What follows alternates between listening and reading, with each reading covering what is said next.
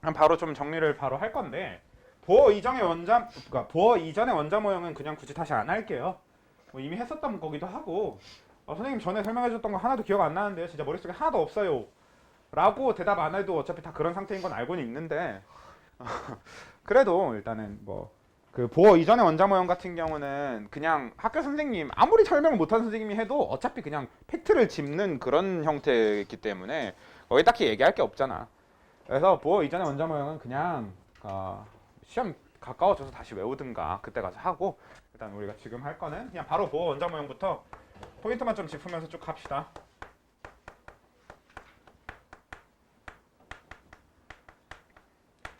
일단 보어 원자 모형의 이제 키워드는 뭐 사실 보어 원자 모형이라고 할 거는 엄청나게 새로운 것도 아니잖아. 이미 우리가 가장 익숙하게 다루고 있었던 형태의 원자 모형이 보어 원자 모형이죠. 그러니까 여기서 보어 원자 모형 얘기할 때 우리가 꼭 얘기하는 키워드가 이제 옥텟 규칙이잖아요. 옥텟 규칙.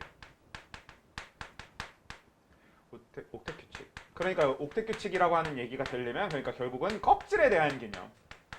이 전자들이 원자핵 주변에서 껍질의 형태로 이제 존재한다. 전자 껍질이라는 게 있어서 전자는 그 껍질에 있어. 이런 식의 얘기를 하던 게 이제 원자 모형이란 말이야.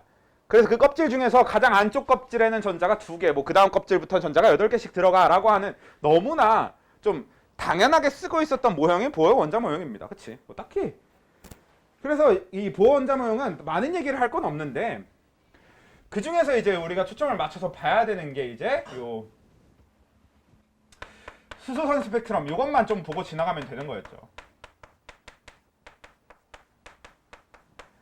근데 사실 이 수소선 스펙트럼이라고 하는 것도 여러분들 물리에서 자세하게 다룰 거기도 하고요. 그러니까 특히나 이제 물리를 하시는 분들은 물리에서 자세히 하시고요.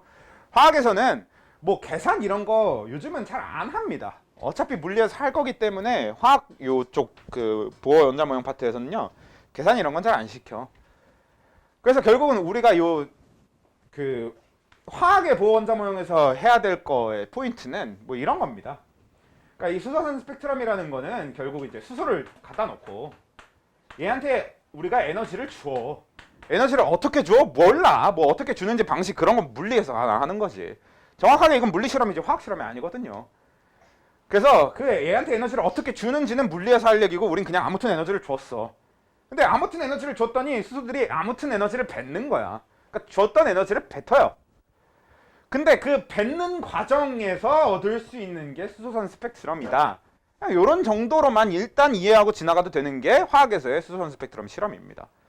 이거보다 더 디테일한 이해를 할 필요는 없어. 실험 자체에 대한 이해는 그거보단 필요 없고 오히려 우리는 이제 결과 분석 쪽에 좀 더 치중해서 봐야 되는 게 화학에서의 수소선 스펙트럼 실험이죠.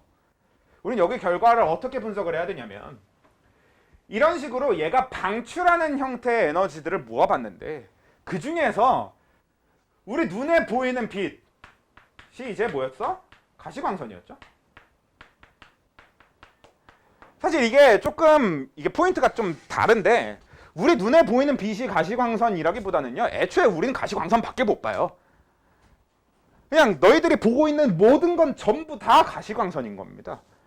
그러니까 너희들이 보고 있는 칠판도 결국은 이 칠판에 부딪혀서 돌아온 너희 눈에 들어온 가시광선인 거고 그러니까 결국은 너희들이 눈으로 보고 있는 모든 시각 정보가 다 가시광선인 건데 아무튼 그 가시광선은 항상 뭐가 존재해요? 빛. 그쵸? 빛이 있어야 가시광선 얻을 수 있는 거긴 한데 그럼 애초에 가시광선 자체가 빛인 거고 네, 광원이 있어야 되고 그리고 결국은 그쵸 파장 그러니까 뭐가 존재하게 돼? 색깔이 존재하게 되지 그렇잖아. 여러분들 이 칠판이 무슨 색이에요? 그쵸? 분필은 무슨 색이에요? 이라고 하는 거는 우리가 원래 색깔을 인식할 수 있는 거잖아. 그러니까 지금 무슨 얘기냐면 가시광선 자체가 원래 색깔을 가지고 있는 그런 개념이 돼야 된다라는 거고 근데 그 색깔은 뭐에 의해서 결정이 되는 거야? 아까 잠깐 얘기했지만 누가 아까 대답했었잖아요. 그쵸? 가시광선의 색깔은 파장이 결정하는 겁니다. 그치?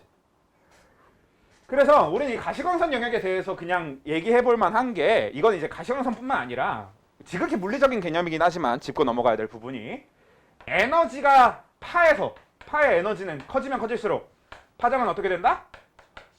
네, 짧아진다.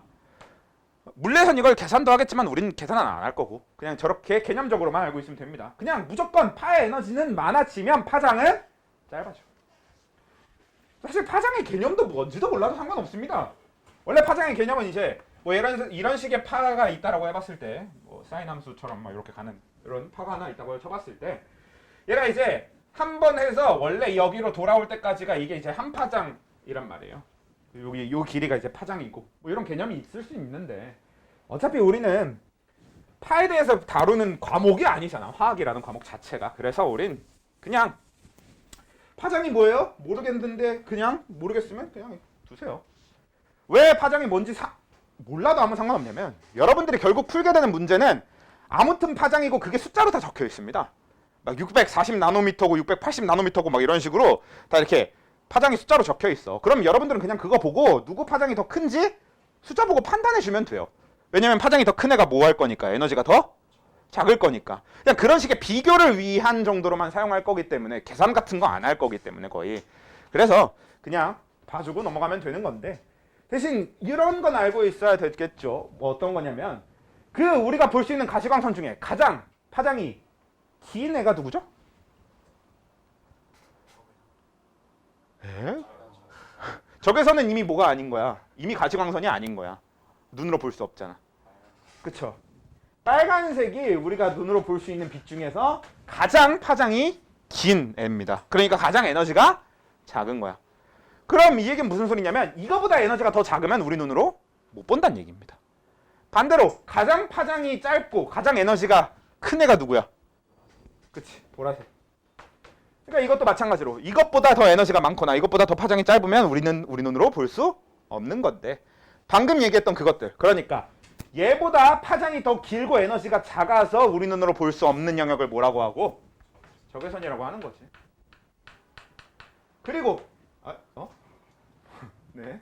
자, 얘보다 에너지가 크고 그리고 파장이 그래서 짧은 이쪽 영역을 뭐라고 하고? 그쵸, 자외선이라고 하는 거죠. 적이면은 빨간색 바깥쪽에 선, 이게 적외선인 거고, 자외선 하면 자가 이제 보라색이니까 보라색 바깥쪽에 선, 이런 개념이 되는 거잖아. 그자? 자, 그래서 얘가 일단 기본적인 그냥 이 용어들 자체의 특징인 건데 결국은 우리가 얘네들을 문제에 사용하는 방식은 딱 이겁니다. 그러니까 자외선 영역은 이 구간을 포함하고 있다라고 하는 거. 그리고 이제 가시광선 영역은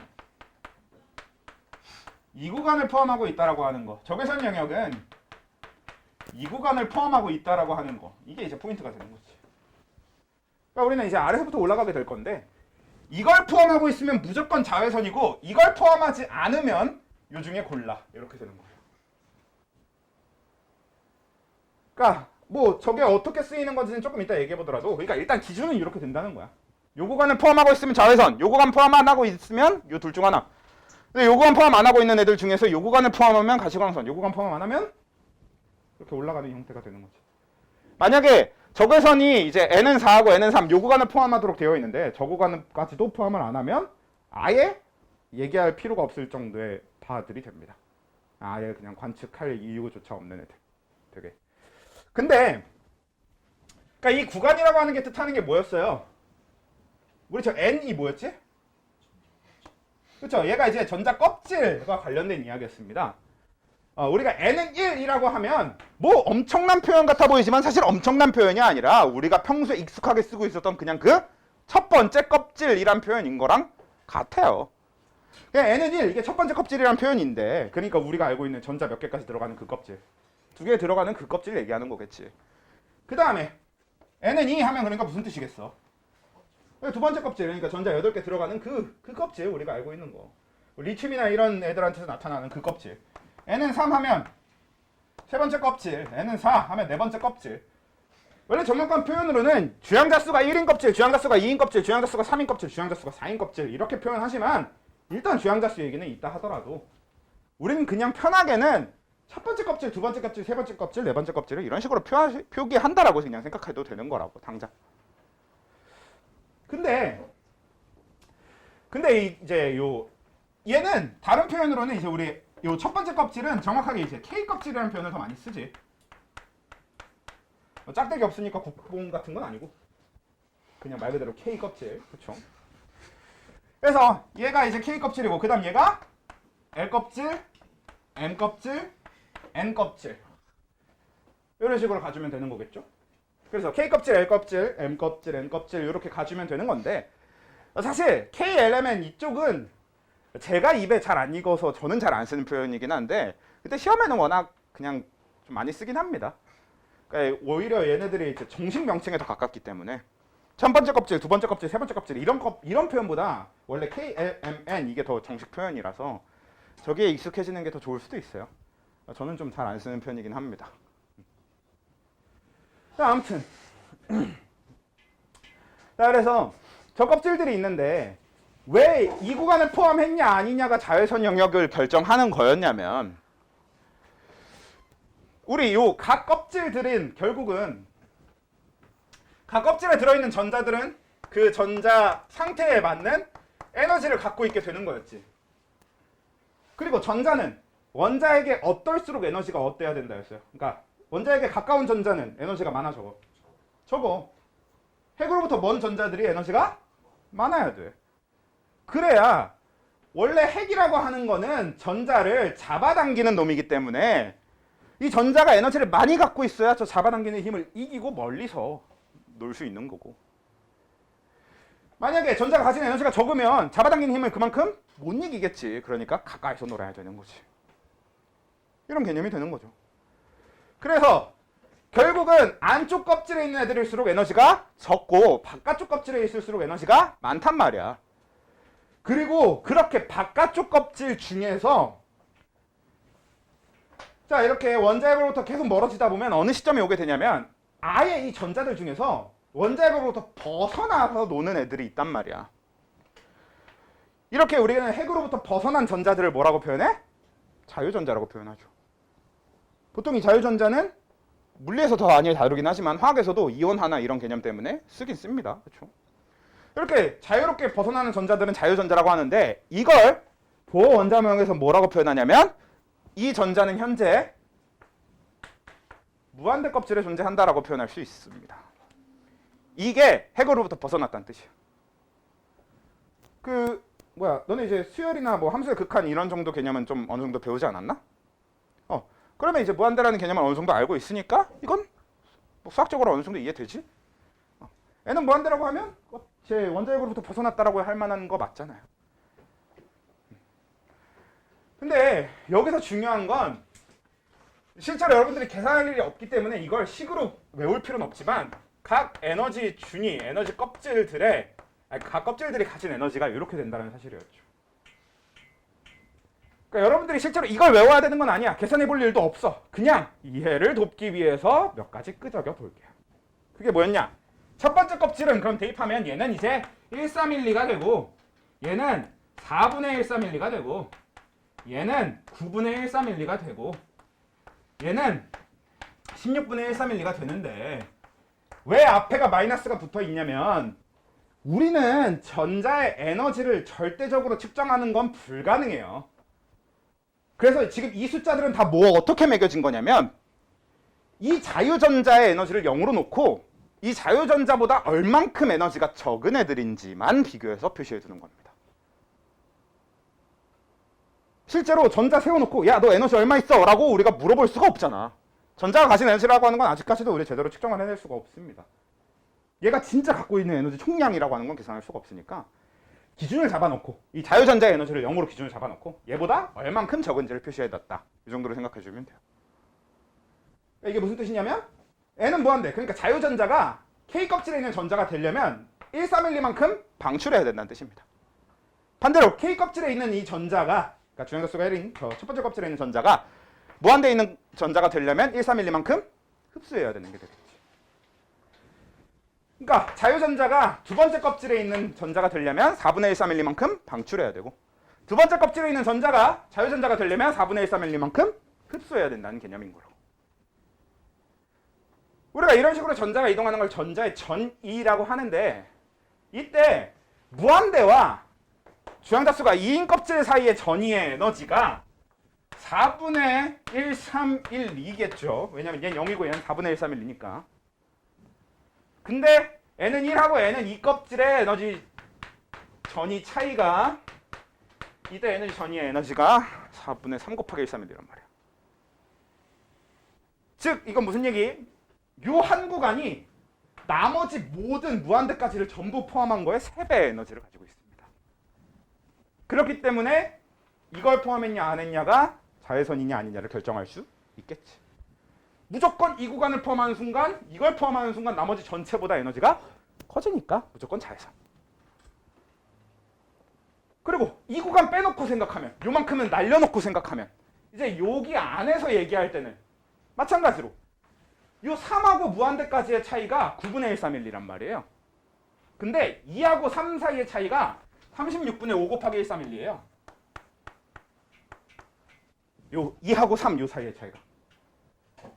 근데 3하고 무한대 차이는 9분의 131이면 36분의 4 곱하기 131이란 말이야.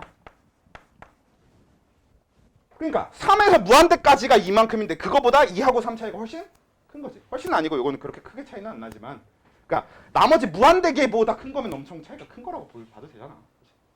한 명 빼고 나머지보다 한 명이 더 커. 이거는 좀 큰 거 맞지? 그러니까 요 구간을 요 구간이 포함되어 있느냐 아니냐에 따라서 가시광선을 결정한다가 돼버리는 거지. 그리고 요거까지 탈락시키고 나면 또 이제 4에서 3 구간이 가장 또 에너지가 큰 구간이 되니까 여기를 포함했냐 아니냐가 적외선이 되는 거고요. 이 구간까지 빼놓고 나면 그때부터는 관측할 이유가 없을 정도로, 그리고 혹은 관측이 제대로 되지 않을 정도로 작은 선들이 됩니다. 그래서 거긴 다루지 않을 거기 때문에 이런 식으로 잘리게 되는 거죠. 그래서 요 구간을 포함하고 있냐 아니냐로 보면 됩니다. 그리고 방향에 따라서 흡수와 방출을 여러분들이 고민해 주면 돼요. 그러니까 무슨 얘기냐? 3에서 1까지야. 그럼 이거는 이 1 구간을 포함하고 있단 말이야. 그러니까 일단 자외선이긴 해요. 근데 3에서 1이면 자외선을 방출하는 거고. 이렇게 된다는 얘기고. 만약에 반대로 1에서 4까지야. 이렇게 되면 이건 무슨 얘기냐면, 일단 얘도 이 1 구간을 포함하고 있으니까 자외선은 자외선이야. 근데 이번엔 1에서 4로 가는 거잖아. 올라가는 거죠. 그럼 이러면 흡수, 자외선을 흡수하는 게 되는 거지.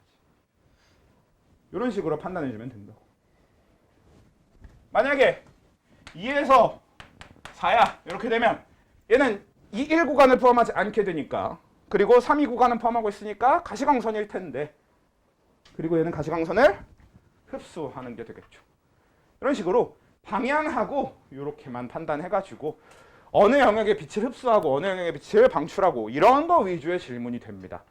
혹은 주어진 문제의 파장을 이용해서 뭐 몇 배고 몇 배고 이런 거 그냥 간단하게 계산해서 비교하는 거 정도? 그런 거 내부의 문제가 나와요. 요 보호의 원자 모형에 대한 질문은. 그러니까 그 정도만 잘 기억해두고 있으면 되니까 요만큼만 하고 넘어갑시다. 왜냐면 우리가 해야 될 이번 시험 범위, 이번 단원에 보호의 원자 모형이 이제 가지는 요 비중은 극히 일부거든.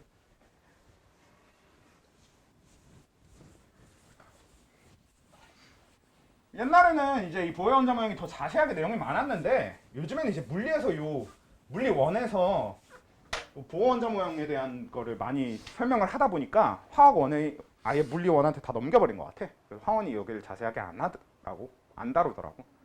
학교 선생님들도 거기에 맞춰서 잘 안 다루더라고, 자세하게. 아마 그럴 확률이 높아 보여요. 그 다음에 우리가 넘어가서 얘기할 게 이제 뭐예요? 이 다음 원자 모형, 우리가 현대 쓰고 있는 현대적 원자 모형인데, 이 현대적 원자 모형 얘기할 때는 한 가지 꼭 이해해줘야 되는 게 뭐냐면요, 사실 보호의 원자 모형과 현대 원자 모형은 같은 사람에 의해서 발전된 거라고 봐도 과언이 아니에요. 좀 정확하게 얘기하면 보호의 원자 모형은 보호가 만들었고요, 현대적 원자 모형은 모형 자체를 보호가 만들지는 않았고, 이 모형이랑 보호가 직접적인 연관이 없긴 한데, 근데 문제는 이 현대적 원자 모형의 아이디어가 되는 게 양자역학이고, 그리고 그 양자역학의 아버지가 되는 애들이 보호 제자들이다. 어쩔 수 없이 뭐 저기는 같이 갑니다. 그래서 애초에 우리는 현대적 원자 모형으로 다른 모형을 쓰는 걸로 넘어오지만, 그래도 보호 원자 모형의 개념은 많이 섞어서 편한 대로 써주면 돼. 그래서 보호 원자 모형을 이걸 버리고 새 모형을 쓰는 게 아니라 둘 다 적절히 잘 섞어서 쓸 겁니다. 그냥 도어 원자 모형을 베이스로 잡되 거기다 현대적 원자 모형의 내용을 추가해서 쓰는 방식으로 생각하는 게 문제 풀 때도 훨씬 편할 거예요. 그냥 위에 걸 배제를 해버리는 것보다. 근데 이제 이 현대적 원자 모형의 이 양자역학이라고 하는 아이디어에 대해서 이것도 마찬가지 자세히 다룰 이유는 없습니다. 물리에서 하시면 되겠죠. 아 근데 참고로 물리 1은 양자역학 내용은 거의 없을걸? 이건 이제 뭐 대학교나 이런 데 가서나 양자역학을 자세히 다룰 거고. 근데 이제 양자역학 요게 결국은 이제 요 확률 여기에 이제 기본을 담게 되는데, 그러니까 이게 뭐냐면 이 양자역학이나 이 현대적 원자 모형이나 이 확률 이쪽 개념에서 중요한 게 이 미시세계와 거시세계가 아예 돌아가는 게 달라요. 실제로 거시세계의 물리학이 우리가 배우는 역학이라던가 이런 것들은 대부분 이제 이 거시세계에서 사용하는 물리학들이란 말이야. 우리가 흔히 얘기하는 물리 법칙들 있잖아요. 근데 그런 거시세계의 물리 법칙이 그대로 통용되지 않는 세계가 미시세계입니다. 그러니까 우리가 흔히 얘기하는 뭐 영화나 이런 데서도 많이 나오는 양자 영역이라고 하는 곳이 보통 이제 미시세계가 되는 건데, 말 그대로 이제 원자 단위, 전자 이런 애들이 그런 소립자들이 존재하게 되는 그런 달까지 내려간 게 이제 미시세계가 되는 건데, 여기는 우리가 흔히 쓰고 있는 이쪽 세계에 어떤 이론들이 잘 적용되지 않는 곳이 되는 거지. 저쪽은. 그러니까 보통 이쪽에서 적용되는 것들이 뭐 고전역학이라던가 뭐 이런 것들이 많은데, 그런 게 뭐 일종 잘 적용이 잘 안 되는. 그 중에서 가장 대표적인 게 뭐예요? 이 미시세계에서 가장 대표적인 게 이제 전자는 입자이면서 동시에 파동이다. 이딴 개소리잖아요. 이게 진짜 말이 안 되는 소리거든요, 사실. 거시세계에선 절대 말이 될 수가 없는 얘기나 다름없지. 거시세계에서는 입자와 파동을 완벽하게 구분할 수 있습니다. 그렇죠? 아님? 몰라요? 자, 이거 뭡니까? 이건 입자라고 볼 수 있겠죠. 그러니까 물체, 입자로 이루어진 거, 물체라고 우린 볼 수 있습니다. 물체의 특징은 뭐냐면 우리가 알고 있는 물리법칙을 따라요. 그러니까 내가 이걸 이렇게 던지면 얘는 중력에 따라 포물선을 그리고 넘어갈 거고, 여기 부딪히면 여기서 알아서 얘를 때려서 작용 반작용에 의해서 적당한 힘으로 튕겨서 나와서 저렇게 떨어졌겠죠. 떨어진 건 중력 때문일 거고, 뭐 이런 식으로 우리가 생각할 수 있는 이런 기본적인 물리법칙들을 따르고 있어요. 그리고 나는 이걸 힘을 줘서 부실 수도 있고 뭐 이런 형태가 되는 거. 그리고 얘가 움직일 땐 얘를 이루고 있는 입자들이 직접적으로 다 움직이는 거 맞잖아요. 이게 우리가 알고 있는 입자의 기본적인 개념이 되는 거야. 근데 파는 뭐야? 우리가 물리적으로 자세하게 얘기할 건 아니어도 간단하게 한번 얘기해 봅시다. 파의 가장 대표적인 게 소리인데, 지금 제가 제 입으로 꺼내고 있는 이 소리는 입자예요? 파동이에요? 그러니까 물질이 아니지. 입자가 아니야. 얘는 어떻게 되냐면 내 입에서 나온 소리는 지금 나와 여러분들 사이에 있는 공기를 진동시킵니다. 그리고 그 공기의 진동이 가서 여러분들의 귀 근처에 가요. 그러면 그 진동은 여러분들 귀의 고막을 진동시켜요. 그리고 그 고막을 진동시킨 걸 전기 신호로 바꿔서 대뇌가 판단한 결과가 니들이 알아듣고 있는 제 말이 되는 겁니다. 제가 방금 한 표현을 여러분들은 그런 과정을 통해서 얻어내고 있어요. 그러니까 소리는 입자가 아니라 파동이잖아. 그렇게 딱 입자와 파동이 완벽하게 구분이 돼야 되는 게 원래인데, 그게 구분이 안 되는 게 이제 미시세계라고. 저게 원래 그래. 자세히 이해하려고 하지 마. 저 양자역학 자세하게 이해하려고 하려면 대학 가서 하시고, 어차피 우린 자세히 이해할 수 없으니까.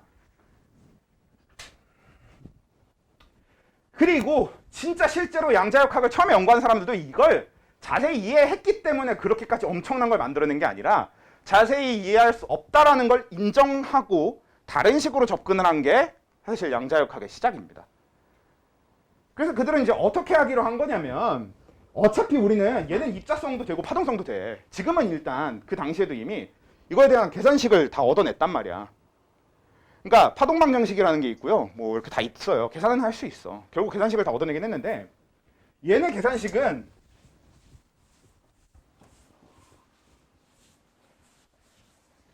계산식을 통해서 이론이 나오고 이론을 통해서 뭐 이렇게 되는 게 아니라, 반대로 실험을 통해서 자료를 모으고 자료에서 식을 뽑아내고 그래서 그 식에 맞는 이론을 형성한 게 요 양자역학입니다.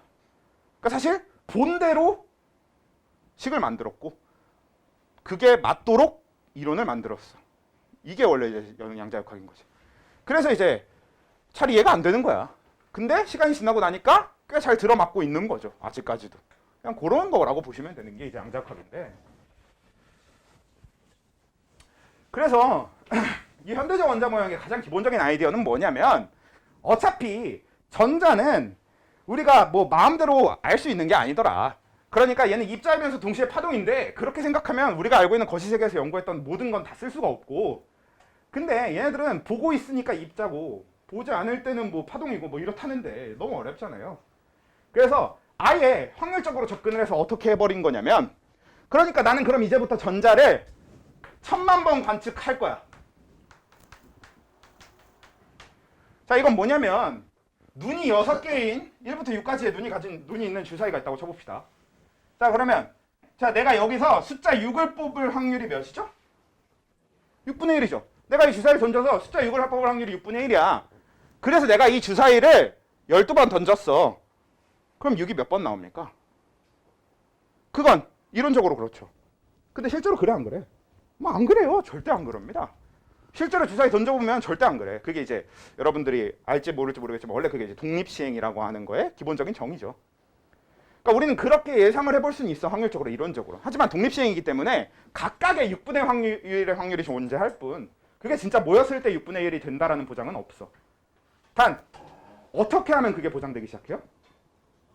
내가 주사위를 한 100만 번쯤 던지면 뭐 그쯤은 이제 적용되겠죠. 내가 진짜로 주사위를 이제 앉은 자리에서 100만 번 던졌어. 한 600만 번 던졌다고 칩시다. 그러면 거의 100만 번 근처로 나오지 않았을까? 그 숫자 6이? 이제 요게 이제 대수의 법칙이라고 하는 건데, 그러니까 이 확률이라고 하는 건 이론적으로 하는 것과 실제랑은 다를 수 있는데, 근데 결국 그 시행 횟수가 크게 올라가고 나면 신뢰도가 그만큼 크게 증가한다는 얘기고, 그 결과 숫자가 충분히 커지면 확률과 이론, 그러니까 이론적인 확률과 실제 확률은 동일해진다라는 이야기가 대수의 법칙인데, 거꾸로 생각한 거지.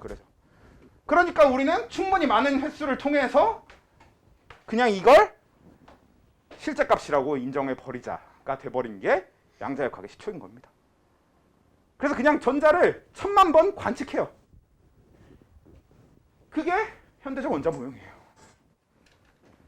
근데 그 1000만 번 관측한 결과가 아주 신기하게 어떻게 나온 거냐면, 1000만 번 관측한 것 중에 900만 번이 내가 1000만 번 관측해서 그걸 점으로 표시를 해놨는데, 저 1000만 번 중에서 100만 번은 완전히 막 너무 이상한 데 다 찍혀 있어. 그거는 우리가 딱히 규칙성을 찾기가 힘든 거야.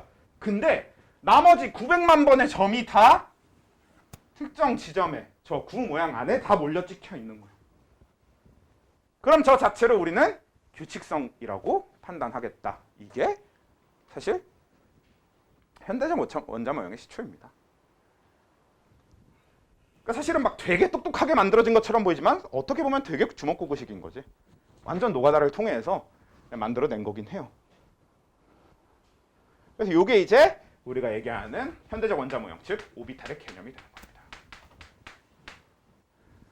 이걸 아주 고급지게 표현하면, 이 노가다를 한 과정을 아주 고급지게 표현하면 뭐라고 할 수 있는 거냐면, 전자 발견 확률이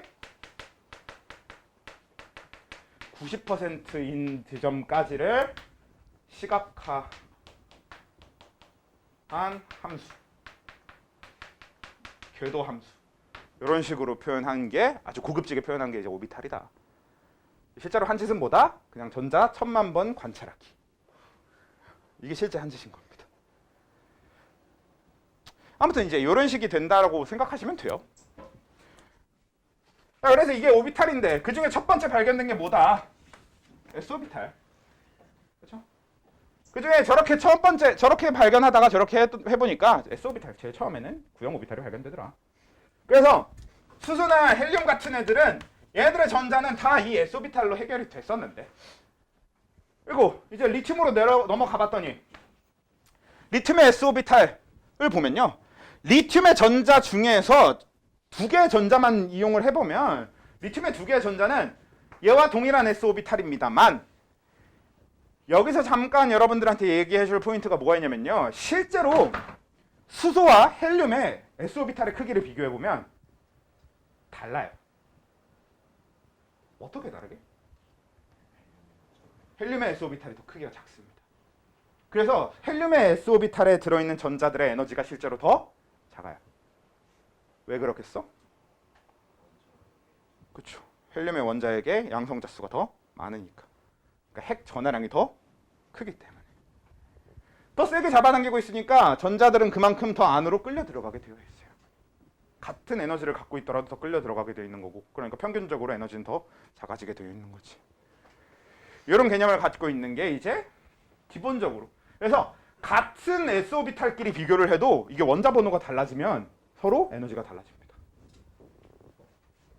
물론 이 개념을 가지고 여러분들한테 그렇게 막 질문을 하잖아. 이걸 직접적으로 물어보진 않을 거거든. 근데 이렇게 원자 핵이 달라지면, 그러니까 핵 전하량이 달라지면 오비탈 그리고 이걸 포함한 각 전자들의 에너지 이런 것들이 전부 다 달라질 수 있다라고 하는 게 이번 단원의 어떤 핵심 아이디어예요, 사실.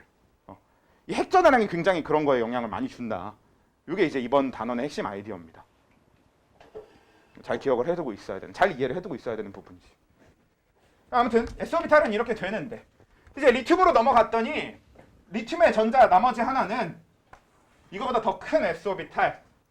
요런, 그러니까 얘도 1000만 개의 점 중에서 900만 개의 점이 아까보다 더 큰 구 안에 찍혀 있더라라는 결론을 얻게 된 거죠. 그래서 우린 이걸 통해서 여기다가 보호 원자 모형에서 썼던 껍질 개념을 그대로 적용시키면 되겠구나. 그래서 아까 수소 헬륨에서만 보였던 이 작은 s오비탈은 첫 번째 껍질의 s오비탈 1s 이렇게 표시하면 되겠고, 리튬에서 처음 등장한 저 큰 s오비탈을 두 번째 껍질에 있는 s오비탈 2s 이런 식으로 표기하기로 한 거지. 그래서 이 이후로도 발견되는 s오비탈들은 세 번째 껍질 3s, 네 번째 껍질 4s 이런 식으로 표기하면서 넘어간 게 되는 거죠. 근데 리튬하고 붕소까지는 좋았다고. 리튬하고 붕소까지는 딱 ES까지 해결됐는데 이제 벨륨 붕소라고 얘기했냐 내가? 아무튼 리튬하고 벨륨까지는 좋았다고. 근데 이제 붕소로 넘어가게 되면서 뭐가 나타나더라. 붕소의 전자들은 저거랑 같이 이런 형태를 띠고 있었던 애들이 나타난 거죠. 그러니까 이것도 마찬가지야. 붕소의 어떤 전자는 1000만 번 관측을 했더니 900만 번의 점이 찍혔는데 그게 이번엔 저그런 구 모양이 아니라 이런 형태를 띠고 있더라가 되는 겁니다. 나머지 100만 번은 규칙성을 아예 찾을 수도 없게 중구난방 퍼져 있기 때문에 무시해도 되는, 나머지 100만 번은 그렇게 되는 거고. 그래서 900만 번이 여기 다 찍혀 있는 거야. 근데 여기서 또 되게 신기한 점이 이번에는 이 붕소 A 친구, 요 1번 붕소 친구한테 이걸 가지고 실험을 해봤더니 이렇게 했는데, 얘 말고 다른 붕소 친구를 데려와서 똑같이 관측을 해봤는데 이번에 이 붕소 친구는 이렇게 누워있는 게 아니라 똑같이 1000만 번의 관측을 했는데 얘는 앞뒤로 이렇게 누워져 있는 이런 형태를 발견하게 된 거죠, 오비탈을. 그리고 또 다른 붕소 친구를 데려와 봤더니 이번에는 위아래로 이렇게 되어 있는 형태 이렇게 발견이 된 거죠. 근데 사실 이거는 어때? 눕히면 되는 거잖아. 이거 눕히면 이거 아님? 맞긴 해요. 그래서 이제 붕소 다음에 탄소를 데려와서 실험을 해봤더니 이 탄소는 여기서 발견된 이 세 개 중에 랜덤한 2개씩의 형태의 오비탈이 나타나더라. 그리고 마지막 이 탄소에서 더 넘어간 질소는 이 세 개의 오비탈이 동시에 다 나타나더라 라고 하는 걸 관측을 통해 얻어낸 거죠. 그리고 그 결과를 통해서 우리는 뭘 알 수 있게 되냐? 그럼 얘는 s오비탈은 방향이 없었으니까 상관이 없었던 거네. 근데 p오비탈은 보니까 방향이 있네. 그래서 이 서로 다른 방향 축을 가진 p오비탈 3개를 각각 px, py, pz라고 이름 불러줄 건데, 근데 얘네들이 여기의 흐름을 봐서는, 그리고 질소 넘어가서 산소 이렇게 가보면 이 산소는 질소랑 똑같은 결과가 나옵니다. 그럼 이런 결과로 보건대 우리는 px, py, pz는 일단 서로 에너지 구분이나 이런 구분은 없고 방향 구분만 있는 거겠구나. 그러니까 이렇게 방향 표시는 해주되 얘네들을 묶어서 하나의 p오비탈로 사용하자, 이렇게 된 게 p오비탈의 개념이 되는 거죠. 그러니까 방향 표시는 해주되 얘네들은 방향을 제외한 그 어떤 것도 구분할 수 없기 때문에 저렇게 p오비탈 하나로 묶어줘야 되겠다 이게 p 오비탈의 아이디어가 되는 거고, 그리고 이 p 오비탈은 두 번째 껍질에서 처음 등장했기 때문에 EP. 그리고 이게 시간이 쭉 지나다 보면 이거보다 더 큰 p 오비탈이 나오게 될 거고, 그건 실제로 이제 세 번째 껍질에 있는 p 오비탈 3p. 네 번째 껍질에 있는 더 큰 p 오비탈이 나오면 이렇게 가는 게 p 오비탈의 개념이 되는 거죠. 그리고 나서 나머지 그 뒤에 등장하게 되는 d 오비탈, f 오비탈은 뭐다? 존재만 알고 있으면 된다. 쟤네들도 계속 이제 가다 보면 나오는 거예요. 우리가 주로 다루지 않게 되는 원소들 중에서 이제 쭉 이제 원자번호 가다 보면 전이 원소라고 하는 애들이 나오는데, 그런 애들은 저 d 오비탈과 관련된 애들이고, 그리고 또 주기율표 쭉 가다 보면 아예 요 메인 주기율표 말고 옆에 따로 이렇게 사이드로 빠져 있는 뭐 히토류, 뭐 란타넘족, 뭐 악티늄족 이렇게 되어 있는 애들이 있는데, 걔네들은 이제 뭐 F 오비탈과 관련이 있는 애들이고, 뭐 이런 굉장히 특이한 애들이 있어. 근데 뭐 당장 우리가 그런 애들을 배우려고 하는 건 아니니까. 그래서 그냥 d 오비탈, f 오비탈이 그냥 있다. 아, 그런 게 있구나. 이 정도로만 일단 하고 지나가면 되는 건데, 결국 우리가 현대적 원자 모형에서 그래서 이해해줘야 되는 가장 중요한 포인트, 첫 번째가 뭐냐? 그냥 이 오비탈에 대해서 전반적으로 이해를 좀 해주셔야 됩니다. 오비탈이 되게 어려운 개념처럼 보여도 쉬워. 그냥 그 되게 똑똑한 옛날 과학자들이, 물론 우리는 그런 거 해볼 생각도 못했겠지만, 그 사람들이 인내심까지 좋아가지고 일일이 1000만 번 관측해갖고 얻어낸 결과, 그냥 이 정도로 생각해 주시면 돼요.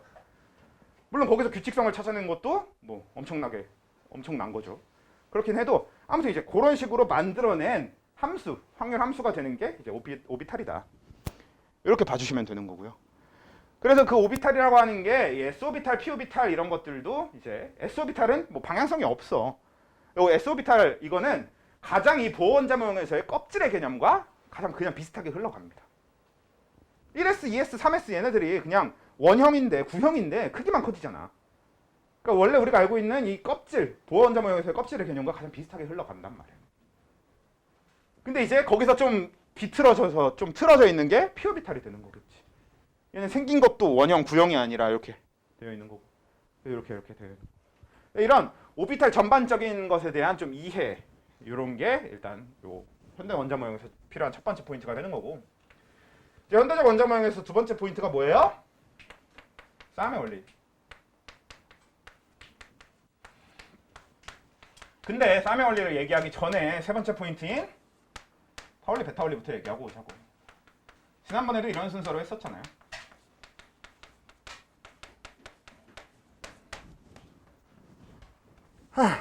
파울리, 베타 원리는 뭐였어?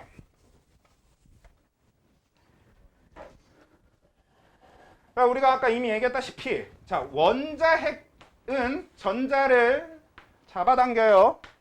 그러니까 우리 아까 인력이라고 했지, 그치? 그래서 이런 플러스와 마이너스 사이의 인력이라고 하는 거는 서로 잡아당기는 힘이 되는 건데, 뭐 그게 뭐 저게 이제 강화해지면은 저 전자가 에너지를 뭐 어떻게 되고, 저걸 이기고 저 멀리서 존재하려면은 뭐 전자가 에너지가 어떻고, 이런 얘기까지 아까 했었잖아. 근데 그거 말고 이제 원래 우리 원자핵 안에 이 양성자들이 여러 개 늘어났을 때, 여러 개 가지고 있을 때 어떻게 된다 그랬어요?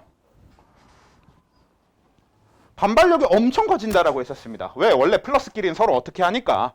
반발하니까, 그렇죠? 밀어내니까. 원래 플러스끼리 밀어내니까, 그래서 원래 이게 반발력이 되게 심해. 근데 얘네들 그래서 어떻게? 묶어주는 게 중성자 역할이라고 했었죠. 이게 가능한 이유는 뭔 때문이냐면, 어차피 이 양성자들은 안 움직이니까. 이게 얘네들 입장으로 가보면 되게 많이 움직이는 거거든요. 근데 우리 입장에서는 양성자 움직이는 거 정도는 그냥 안 움직이는 거지. 보통 그래요. 진짜 아무것도 할 일이 없는 너희들이 그냥 진짜 침대에 누워서 유튜브 볼 때 꼼지락거리는 것만큼도 안 움직여요. 실제로 사람 기준으로 양성자의 움직임은 진짜 아예 없는 수준으로 봐도 될 정도입니다. 물론 그게 미시세계에서야 굉장히 큰 역동적인 움직임이 될 수도 있는 건데, 우리 입장에서는 그냥 그 정도로 무시해도 될 정도의 움직임이라는 거지. 그러다 보니까 얘네들은 그렇게 안 움직이니까 그냥 중성자 같은 애들 몇 명이 나서가지고 얘네들을 그냥 묶어주면 끝나. 되게 단순한 문제라고. 근데 전자들 간의 반발력이라고 하는 건 이렇게 간단하지가 않습니다. 왜? 전자의 이 운동성이라고 하는 거는 엄청 크니까. 사실 전자의 운동성은 미시세계에서만 큰 게 아니라 거시세계 입장에서도 엄청 큽니다. 왜냐? 지금 제가 말을 하고 있는 것도 결국은 전자 흐름의 결과입니다. 여러분들이 휴대폰 화면을 본다라고 했을 때 그 휴대폰 화면 안에 나타나는 그 모든 것들도 다 뭐야? 전자 흐름의 결과예요. 여러분들이 제가 말한 걸 들어서 정보로 바꾸는 것도 다 전자 흐름의 결과예요. 그러니까 사람의 몸의 움직임부터 기계의 움직임, 그러니까 이 자연에서 모든 거의 변화 이런 건 다 전자의 흐름의 결과입니다. 그러니까 전자라고 하는 건 거시세계 입장에서도 되게 역동적인 애란 말이야. 그러니까 이 전자라고 하는 거를 반발력 없이 묶어둔다라고 하는 거는 이런 식으로는 안 될 거 아니에요. 그렇죠? 이런 방식으로는 불가능합니다. 누가 나서 갖고 그냥 너네 같이 묶어 있어. 같이 그냥 붙어 있어. 이게 안 돼. 그렇기 때문에 이런 식의 방향은 아예 안 되는 방향이겠고. 근데 대신에 얘네들이 그렇게 역동적이라서 할 수 있는 방법이 따로 있겠지.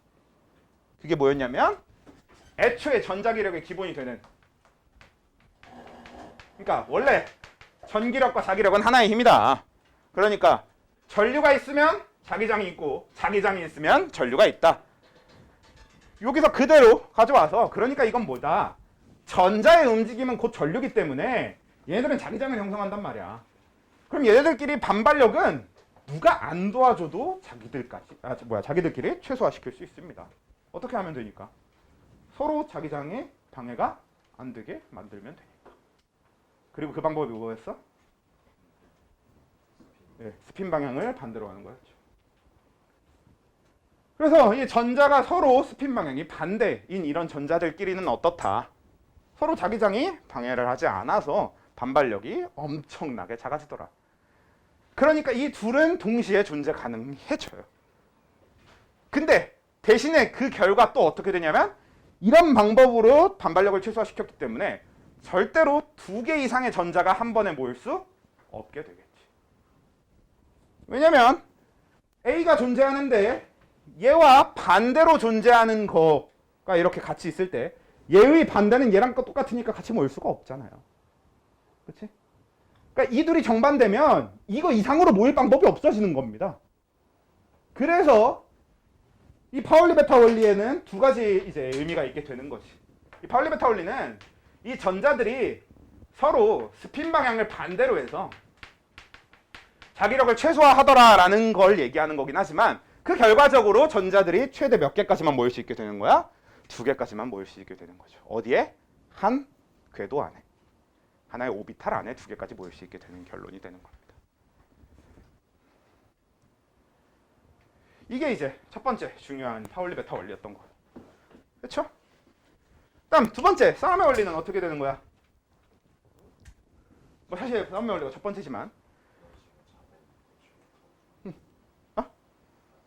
뭐라고? 그렇죠. 에너지가 작은 오비탈부터.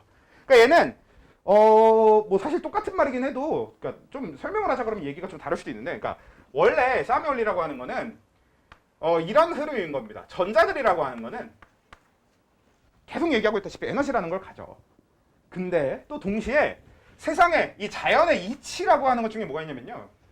자연에서는 모든 물질들이 본인이 최소한만 가지고 있을 수 있는 에너지만 가지려고 합니다. 그래서 남는 만큼의 에너지가 있으면 방출하거나 사용해버리려고 하는 성질이 굉장히 강해요. 물론 그거에 의해서 이제 내가 지금 당장 반응하는데 필요한 문턱 에너지가 필요한 경우가 있죠. 뭐 활성화 에너지라는 표현도 많이 쓰고. 문턱 에너지가 필요한 경우에는 문턱 에너지를 충족시켜줘야 반응을 하지만 그것만 충족시켜주면 본인들이 반응할 수 있는 만큼 최대한 다 반응을 해버린단 말이야. 특히나 발열은 굉장히 쉽게 일어나요. 뭐 대표적으로 한 번 시작된 발열은 웬만하면 멈추지 않습니다. 시작되기가 힘든 경우는 있어도. 뭐 산불 같은 것만 봐도 그렇잖아. 그러니까 이런 식으로 세상에 자연에 존재하는 모든 물질들은 본인들이 가져야 되는 최소한의 에너지를 가지려고 하는 성질이 좀 있습니다. 이게 뭐 물리에서는 굉장히 여러 가지 형태의 얘기로 바뀌지. 결국은 이게 엔트로피 증가를 이루기 때문에 뭐 엔트로피 증가 법칙으로 얘기를 하기도 하고요. 엔트로피 증가가 결국은 에너지에 우리가 사용할 수 없는 형태로의 변환을 얘기하는 거기도 하니까 뭐 그런 식으로 물리학에서 얘기하기도 하고. 그러니까 되게 여러 가지 얘기로 바뀔 수 있는데, 그러니까 결론은 모든 애들은 최소한 에너지를 가지려고 한다라는 게 결론입니다.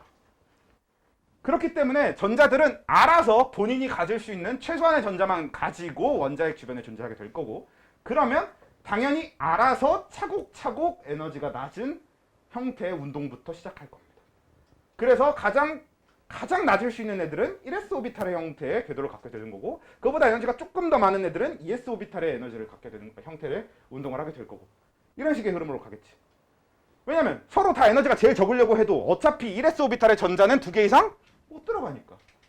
왜냐면 이미 스핀 반대인 둘이서 저 안을 차지하고 있으면 걔네랑 같이 공존할 방법은 없어요. 다음에 온 전자는 무조건 쟤네랑 같이 공존할 수는 없으니까 내가 가질 수 있는 최소한이 일단 쟤네보단 좀 많아서 바깥쪽 껍질에 있는 게 최소한이 되는 거지.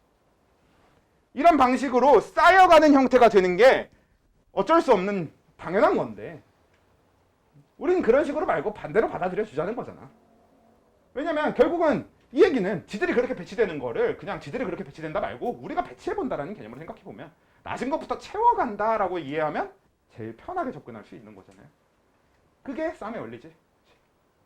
우리는 에너지가 낮은 오비탈부터 채울 거야 라고 생각해버리시면 뭐 제일 편한 접근이 되는 거고, 그리고 그 얘기를 하려면 뭐다? 에너지가 순서가 어떻게 되는지 외워둬야 된다.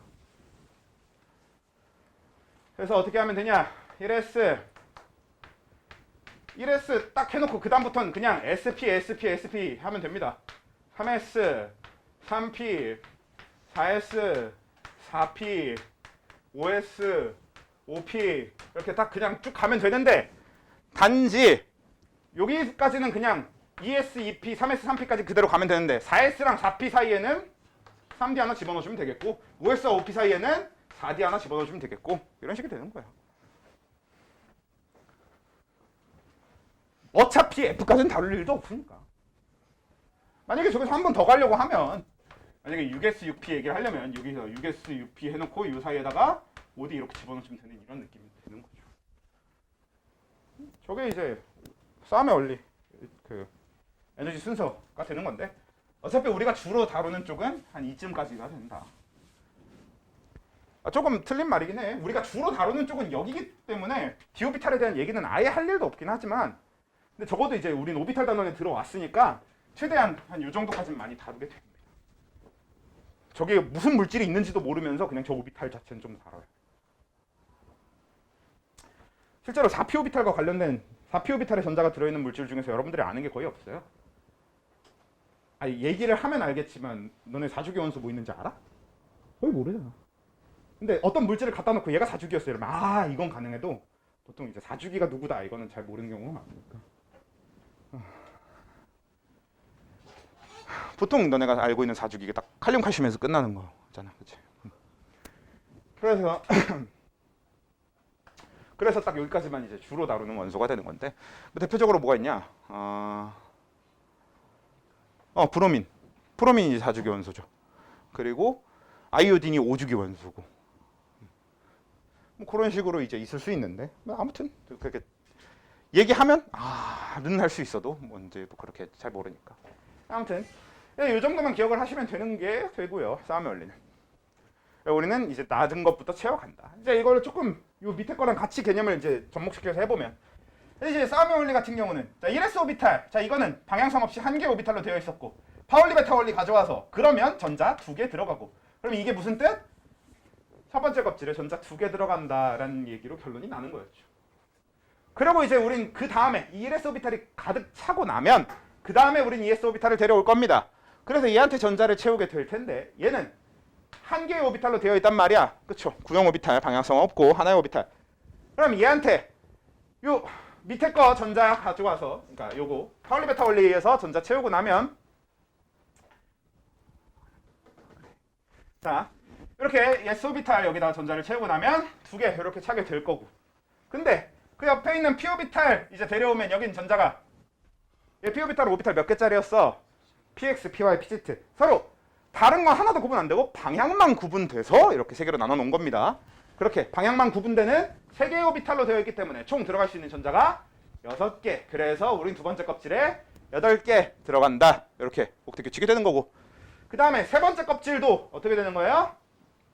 얘한테 1개 오비탈, 얘한테 3개 오비탈이 있기 때문에 얘한테 전자 채우면 2개, 얘한테 전자 채우면 6개 이렇게 순서대로 차서 이것도 세 번째 껍질에 전자가 8개 들어가는 옥텟 규칙이 되는 거였지.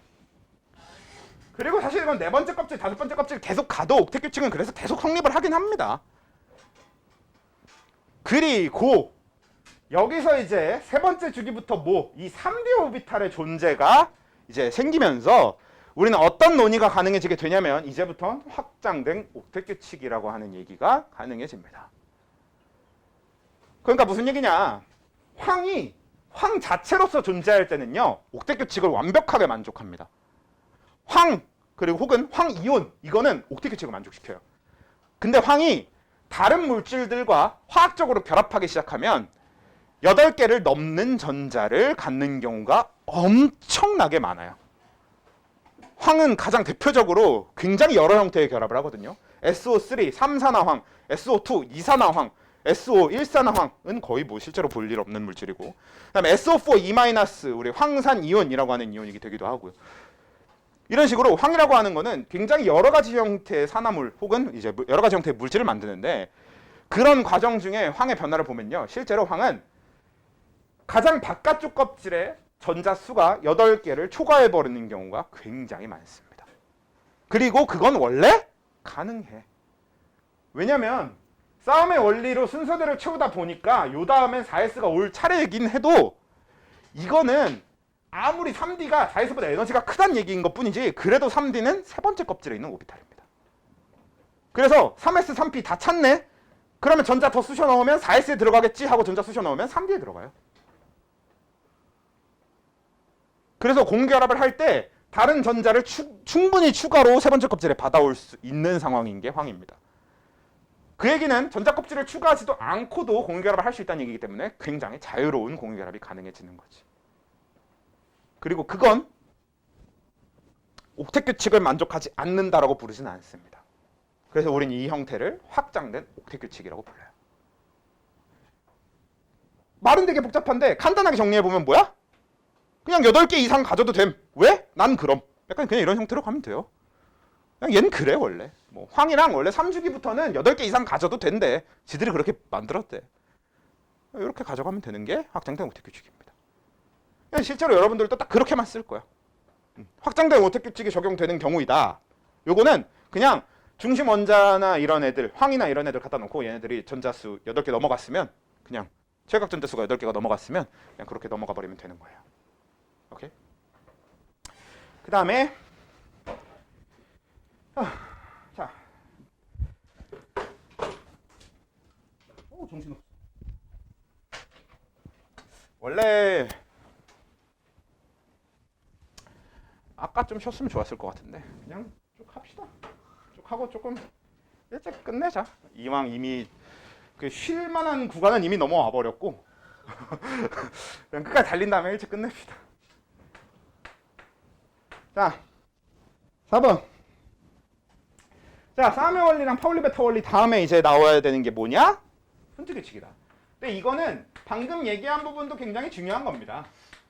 그러니까 이 둘은 그냥 둘 다 중요해. 뭐가 우선이고 얘기를 하면 일단 3번이 우선이긴 한데 2번보단. 그래도 이 둘은 일단 둘 다 중요한데, 훈트 규칙은 무조건 2번과 3번 다음에 오는 규칙입니다. 그러니까 2번과 3번은 일단 지켜. 일단 지키는데 이걸 지키는 한 안에서 조금 지들 맘대로 해먹겠다. 약간 이런 게 이제 훈트 규칙이 되는 거지. 그리고 그 훈트 규칙은 지들 맘대로 어떻게 해먹냐면 아까 얘기했던 방향성만 있지 나머지는 그 어떤 걸로도 구분이 되지 않는 p-오비탈에서의 각각 px, py, pz 이 세 가지 오비탈의 전자를 채우는 경우에 등장하게 되죠.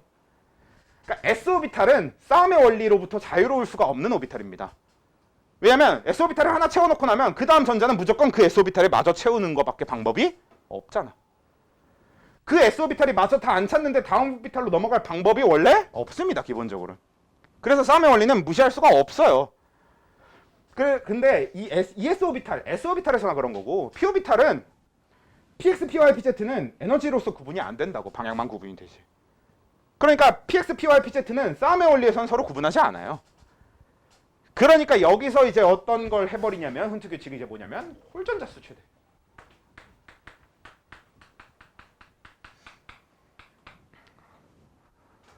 이 홀전자 수가 최대가 된다라고 하는 포인트는 이것도 굉장히 중요한 여러 가지 포인트를 갖게 되는데요. 이 홀전자 수가 최대가 되려고 한다. 이게 일단 홀전자를 여러분들이 이렇게 외울 거예요. 이제 1, 0, 1, 2, 3, 2, 1, 0 이렇게 외울 겁니다. 이미 외운 적 있지 않나? 아닌가? 아무튼 이제 여러분들이 외워서 써야만 하는 거거든. 이게 뭐냐면 1족, 2족, 13족, 14족, 15족, 16족, 17족, 18족의 홀전자 개수입니다. 그냥 1, 0, 1, 2, 3, 2, 1, 0 이렇게 해서 써먹으면 돼. 쓸 일 되게 많거든요. 실제로 문제에서 적용시킬 일도 많고. 그래서 이제 요거는 이제 외워서 쓰면 되는 건데, 그러니까 이게 이렇게 홀전자 수를 외워서 써야 될 정도로 이 홀전자 수라고 하는 게 일단 뭐냐면 얘는 혼자 있는 전자를 얘기하는 겁니다. 어디에 혼자 있는 거냐면 오비탈 속에 혼자 들어있는 전자. 그러니까 이 전자가 지금 오비탈 안에 들어있는데 그 오비탈 안에 혼자 있으면 그게 홀전자예요. 왜냐면 이 홀전자와 짝전자는 엄청나게 큰 차이를 갖고 있는데요. 아까 이미 한 얘기야. 자, 이미 짝꿍을 찾은 전자는 더 이상 추가적인 전자가 그 자리에 올 수 있어 없어? 없다고. 서로 이미 반대하고 끝났어. 하나 더 오는 순간 이 둘 중 하나랑은 대립을 하게 된다고. 그래서 절대로 하나 더 올 수가 없어요. 그게 파울리 베터 원리고. 근데 반대로 혼자 있는 전자는 그러니까 그 엄청나게 자유롭겠죠. 그러니까 그 오비탈엔 언제든지 전자가 하나 더 들어올 수 있는 상태가 됩니다. 그래서 홀전자의 자유도는 같이 짝전자의 자유도보다 훨씬 높아요. 그리고 그건 결합에 있어서 되게 크게 작용하게 됩니다. 특히나 공유결합 같은 거에서 이제 되게 크게 작용을 하게 되는 거죠. 그래서 이 홀전자 수는 되게 중요해요. 이 홀전자와 짝전자의 이 개념 차이는요, 지금부터 이 뒤로 화학, 그러니까 요 2단원, 3단원, 4단원, 1단원을 제외한 나머지 화학 파트에서 되게 중요하게 작용해요, 계속. 그래서 이 홀전자와 짝전자의 개념이나 이런 거는 앞으로 요 뒷부분을 다 되게 지배할 만한 그런 일단 기본적인 개념이니까 잘 이해는 해두시고 계시면 될 것 같고. 아무튼 그래서 이제 이 홀전자라고 하는 게 말 그대로 이제 혼자 있는 전자수인데 그걸 이제 최소화하려고 하는 거야. 그러니까 이건 원자 입장에서도 이득입니다. 홀전자 수가 많은 게 자유도가 높아서. 근데 그걸 그냥 전자 입장으로 봐도 같은 방을 둘이 쓰고 싶지는 않을 거 아니에요. 그러니까 얘가 서로 스핀 방향이 반대라고 하더라도 뭐 당장 스핀 방향이 반대인 거 데려다 놓는 것보다 아예 없는 게 당연히 더 편할 거 아닙니까? 이 개념인 거지. 그래서 나머지 규칙을 어기지 않는 이상 홀전자 수가 최대가 되게 한다. 그러니까 이게 무슨 개념이냐? 아까 제일 그 오비탈, p-오비탈 개념 얘기할 때 중소에서는 p-오비탈 하나를 발견했지만 탄소에서 p-오비탈 2개, 질소에서 p-오비탈 3개를 발견했지만 산소에서는 여전히 p-오비탈 3개를 유지하고 있었던 그 이유가 되는 거지. 왜? 얘는 p-오비탈 3칸 중에 하나에만 전자가 들어가기 때문에 하나의 p-오비탈만 발견할 수 있었던 거고요.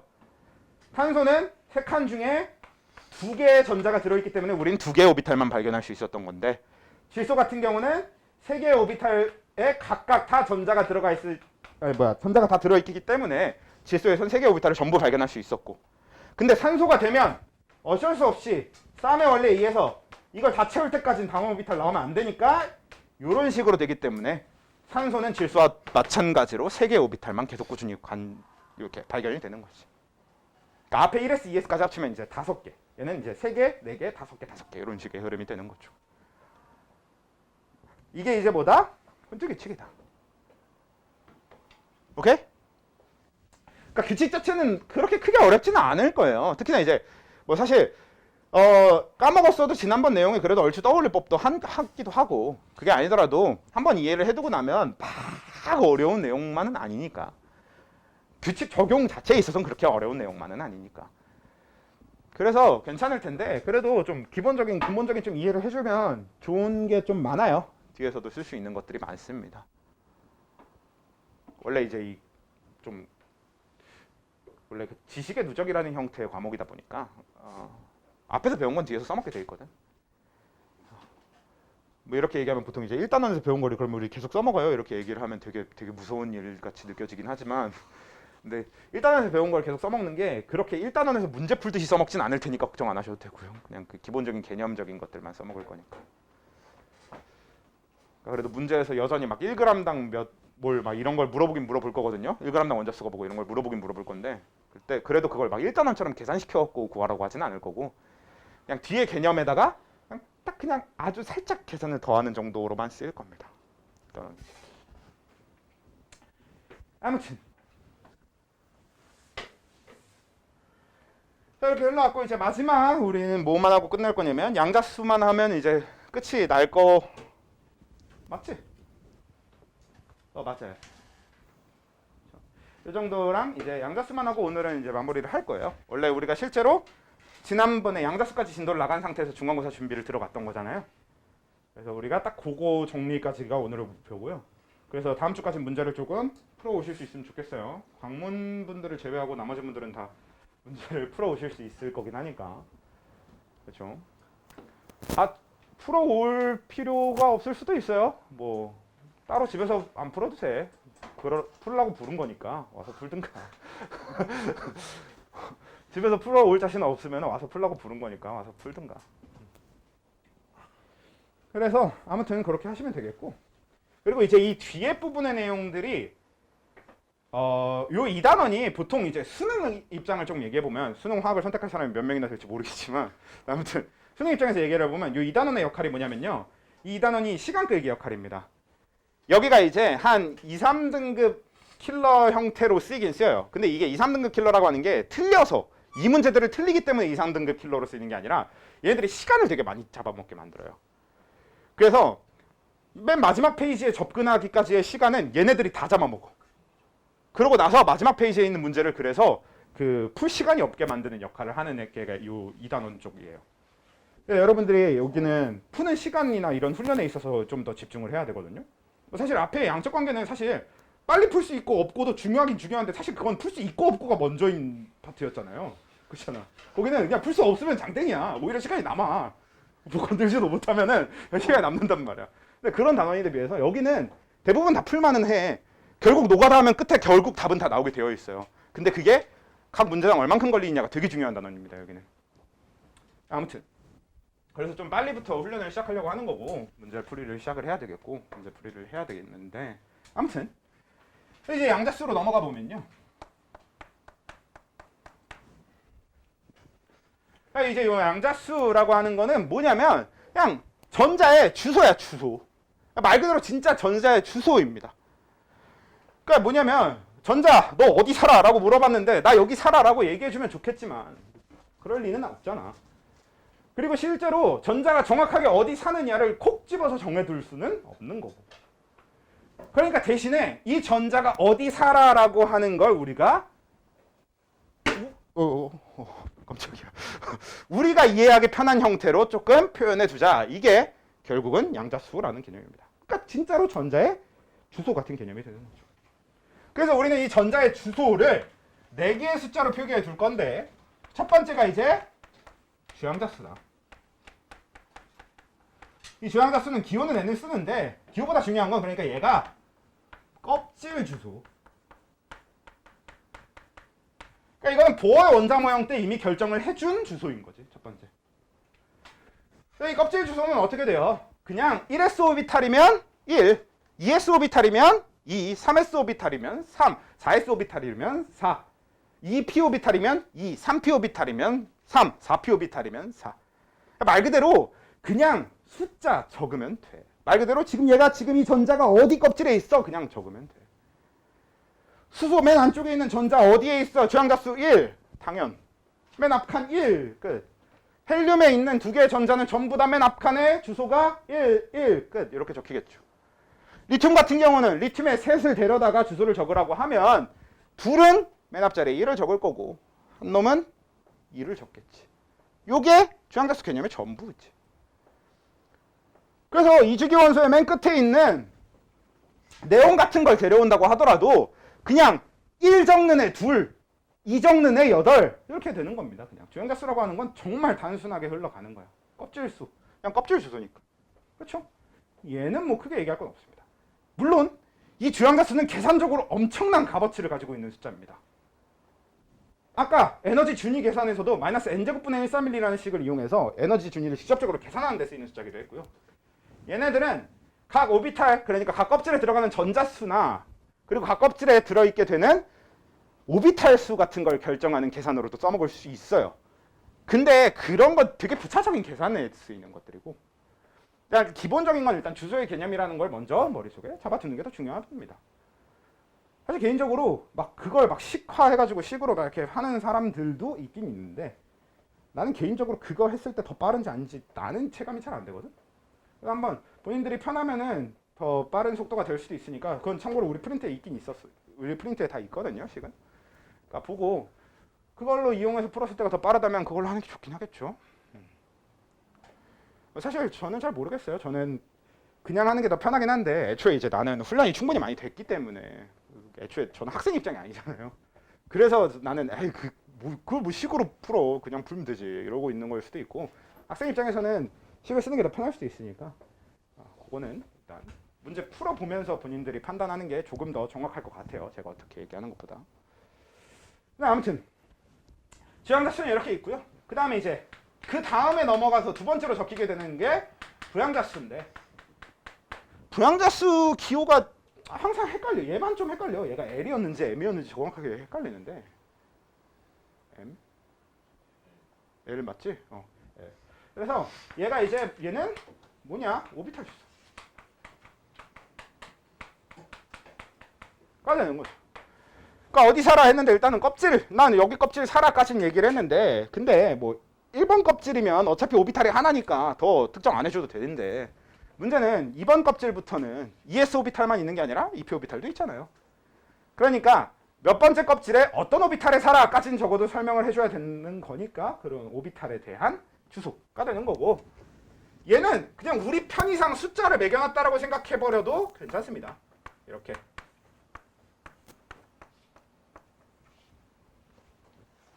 이런 식으로 일단은 편의상 숫자를 매겨놨다고 생각하면 돼요. 물론 이건 이 뒤에 자기양자수에서 가치를 가질 거지만 일단 당장은. 그래서 이제 부양자수는 목 아파. 이제 부양자수는 이런 식으로 가는 거고 그래서 만약에 내가 ES 오비탈에 있는 어떤 전자의 주소를 표시한다라고 치면은 2, 0 이렇게 가는 거지. 내가 EP 오비탈에 있는 전자의 주소를 가져가려고 한다 치면은 2, 1 이런 식이 되는 거죠. 3p 오비탈에 있는 전자를 가지고 간다 하면 3, 1 이렇게 채우면 되는 거라고. 4d 오비탈에 들어있는 걸 얘기를 하려고 한다 그러면 4, 2 이렇게 하는 거라고. 4s 오비탈에 들어있는 걸 할 거면 4, 0 1s 오비탈에 들어있는 걸 할 거면 1, 0 2s 오비탈에 들어있는 걸 할 거면 2, 0 3p 오비탈에 들어있는 걸 할 거면 3, 1 이런 식으로. 오케이? 그냥 맨 앞에 껍질. 그러니까 주양자수가 이제 껍질. 그리고 두 번째가 오비탈. 오비탈은 S부터 그냥 S0, P1, D2, F3 번호 지정하는 겁니다. 이건 그냥 거의. 오케이? 그렇게 되는데 이거 자꾸 떨어지냐? 아이고. 그 다음 이게 이제 뭐야? 자기양자수. 방위양자수인가? 아무튼 자, 이 세 번째는 이제 보통 이제 이렇게 기호는 이렇게 쓰는데 얘는 방주소의 개념으로 보면 됩니다. 이제 드디어. 그러니까 왜냐면 S오비탈 같은 경우는 방이 몇 개야? 원래 하나야. S오비탈은 그냥 내가 S오비탈 그 문 앞에 가갖고 두들긴 다음에 누구 계세요 하면 당연히 거기 있겠지. 근데 문제는 P오비탈은 뭐야? 방이 3개잖아.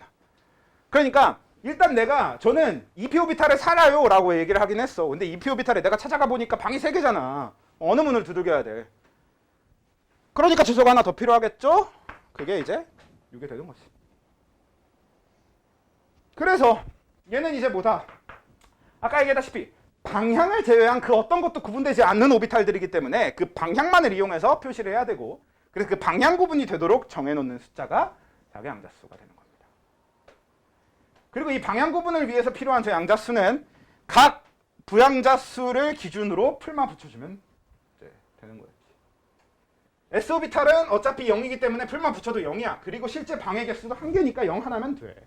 이런 개념이고 P오비탈은 1인데 그럼 풀만 붙이면 플러스 1, 0, 마이너스 1 이렇게 될 거 아니야. 주로 이제 뭐 순서는 마이너스 1, 0, 플러스 1 이렇게 주로 많이 쓰긴 하지만 그럼 이거는 각 3개의 방의 번호를 매기게 되는 거겠죠.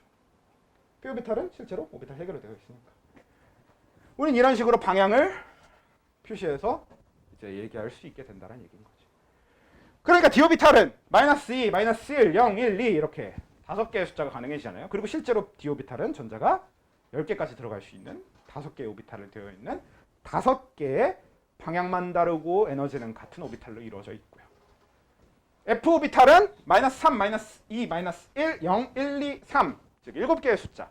실제로 7개의 방향만 다르고 에너지는 같고 그 외에 아무것도 구분이 안 되는 오비탈로 이루어져 있는 게 F 오비탈이고. 그렇죠? 이런 개념의 이제 흐름이 되는 게 요 자기양자수가 되는 거고. 굉장히 중요하죠. 그리고 마지막 스핀 양자수는 사실 뭐 중요합니까? 얘는 그냥 안 중요하지. 뭐 얘는 그냥 위쪽으로 돌고 있으면 그걸 이제 우리가 양의 스핀이라고 하는데, 양의 스핀 방향을 갖고 있는 애들을 플러스 2분의 1로 표시하고 음의 스핀 방향을 갖고 있는 애들을 마이너스 2분의 1로 표시하고. 그러니까 앞에까지 요 세 개가 주소고 쟤는 그냥 상태입니다. 위로 돈 놈 아래로 돈 놈 약간 그냥 그렇게 표시하는 거 정도니까 별로 어려울 것도 없고 외울 것도 없고 중요한 것도 아니고. 이게 되는 게 이제 마지막 스핀 양자수. 스핀 양자수는 일단 차차 하더라도 얘가 뭐였는지도 기억 안 나도 시험 전날 스핀 양자수 이거 그거였다 이러고 하고 시험 가도 안 틀릴 거 아니야. 이건 틀릴 일이 거의 없을 거예요. 라고 했다가 틀려오면 좀 마음이 아프겠지만 아무튼 그래도 일단 기본적으로 얘는 틀릴 일이 없을 텐데 이거에 대해서 일단 잘 정리를 해두는 게 우선이겠죠. 양자수는 하고 오늘의 목표는 여기까지입니다. 잘 입력이 됐겠지?